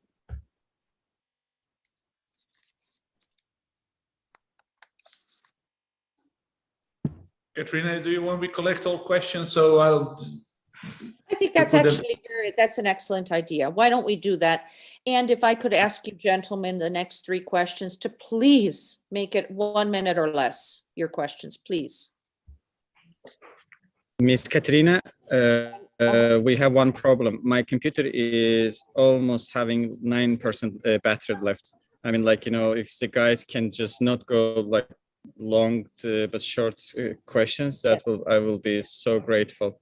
I am at actually 4%, but I'm going to spend a second plugging it in. But yes, gentlemen, if you could, we'll start with Pfizer, 1 minute each. We'll go from Pfizer, Shadi, Yunus, and then we'll ask Zlatko, Lagumdzija, the Prime Minister, to respond, and then we'll finish up. Thank you for the floor. I'll make my questions quick. Both questions are directed at Prime Minister US. He endorsed China's move towards redistribution of wealth to enable economic prosperity. And I've also noticed from the speeches of other speakers that there's been a shift or a drift from capitalism to socialism. I've been wondering whether this is the trajectory that the evolution of human rights has taken, or which the trajectory that the UN has been endorsing for the future. That is one question. And the second question, he also spoke of positive discrimination to help with inclusivity. So this is probably to ensure or enable affirmative action policies, but this comes obviously with an opportunity cost. So is it at the expense of meritocracy? These are my two questions. Thank you for the floor. Okay, and next, Yunus, please. Okay, thank you so much for the organizers, and it's my pleasure to be with you. And I am Shadi Abu Zaid, and I am from Egypt. My question is for Mrs. Giovanna. And my question is, I know Mrs. Giovanna since she already gave a workshop about sustainability and dignity in the International Workshop on Sustainable Development in Egypt, and also since she's one of 100 women entrepreneurs all over the world. So I have the question that how we can integrate entrepreneurship to sustainable development goals, and how we can integrate the world governments and the policymakers all over the world to foster entrepreneurship to apply sustainable development goals projects. And also, I want to take this opportunity to thank THE international community for organizing workshops about sustainability and invite Mrs. Giovanna in Egypt. Thank you. Thank you so much. Good evening, all. Excited to be here. And thank you so very much, Prime Minister and Minister Zlatko. I just wanted to direct my question to Giovanna. I would like you to please make a comment on how you think global communication is important for global integrity, transparency, and sustainability, looking forward. I really appreciate the opportunity, as I haven't ever given a background. I work with the Nigerian Youth Sdgs network here in Nigeria. I'm from Nigeria, and I look forward to collaboration and working with all of you, looking forward in the future. It is an exciting time to be here. Thank you so much, Madam Kateryna. Thank you so much, Secretary General, Mr. Rufshan Murado. You've been an amazing personality. Thank you so much, Mehri. Thank you to all NGICs and amazing young leaders. Please let's keep the conversation going, and we shouldn't stop. The sky is a starting point. Thank you all.